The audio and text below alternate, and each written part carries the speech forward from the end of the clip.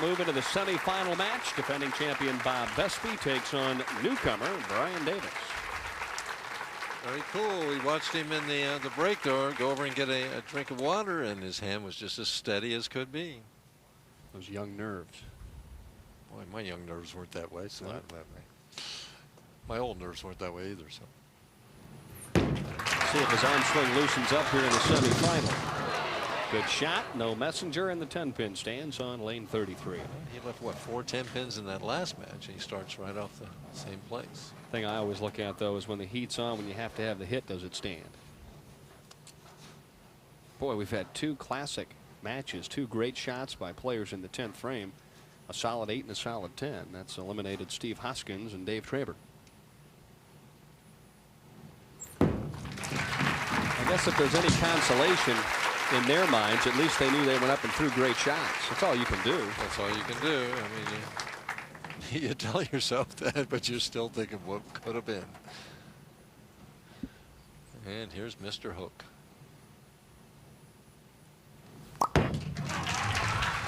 Vespi opens up with a strike. You made an interesting observation about his game and approach.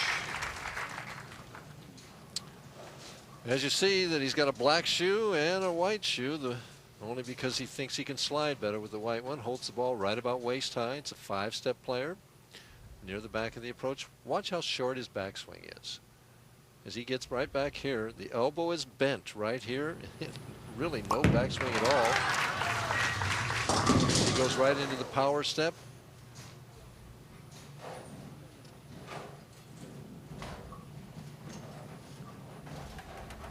Right here, there's the slide, and the wrist rolls through with a big hook.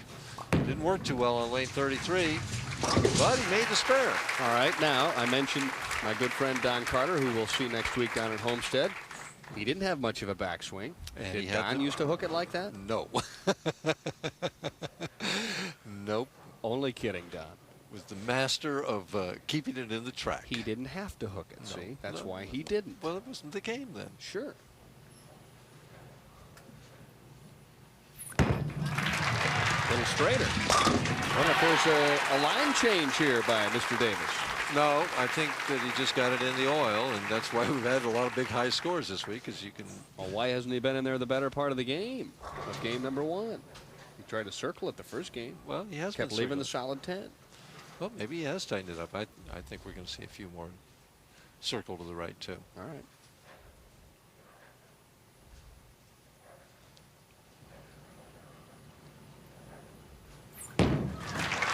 Like that one.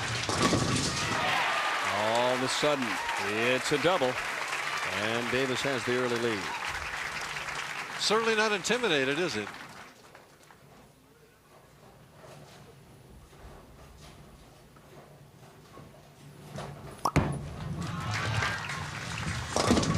Well, he didn't like that one at all. Boy, I guess not. Trying to tell himself to stay down and slow down. Left the dinner bucket on 34, and he was turned around before the ball got to the arrows.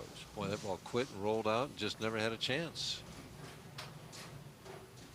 Playing with that hand, you know, he's just saying that, you know, he didn't get the thumb out, didn't get the wrist through the ball. See if he hooks it at this or goes straight. He's going to hook it. Boy, he made it. Beautiful shot. I had a chance to talk to Bob and asked him how tough it is to come back and try and defend a title, and this was his response.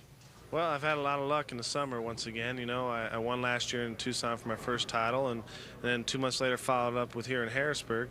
But and this year I made the show both times this summer in Tucson and Harrisburg. So, yeah, you know, the confidence that I feel when I come into a center I've already won at, just kind of boosts me along during the tournament. And the fans here were great all week, and the house and the employees were great.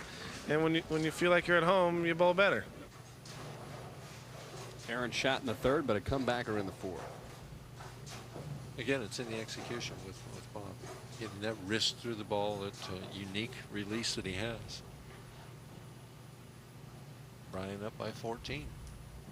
And looking to make a little more room. And does.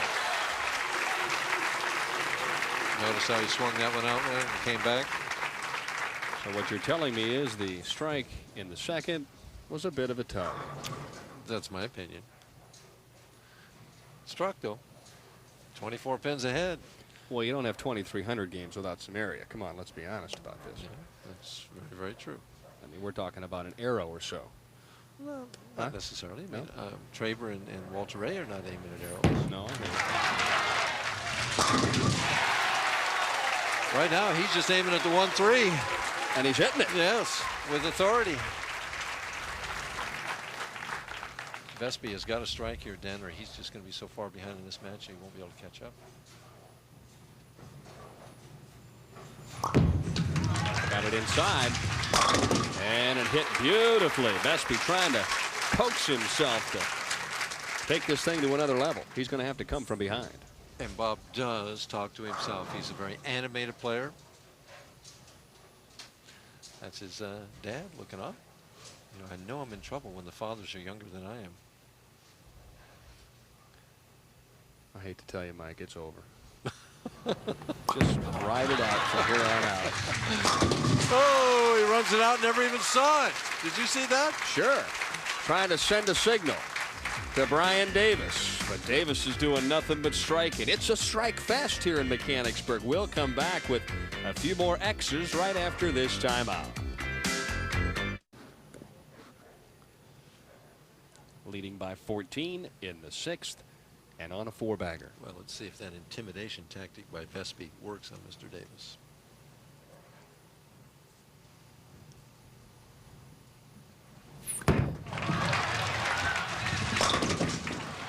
Ten-pin. A little rollout shot. Well, he keeps every ball in play, doesn't he? I like that part of his game. Here appears to be the weakness. He appears to be more afraid of the 10-pin than he is all 10 pins. 3 for 4 tonight. Yeah, but some of the others have been shaky. He was shaky that first one in the first frame of this game.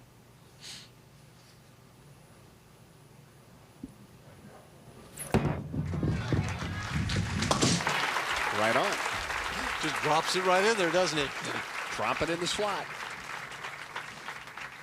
Well, what's the difference now? 13 pins. It's got to come right back and get something to work on. We see the scoreboard. Vespi working on 3, and we know that when he starts striking, sometimes he never stops.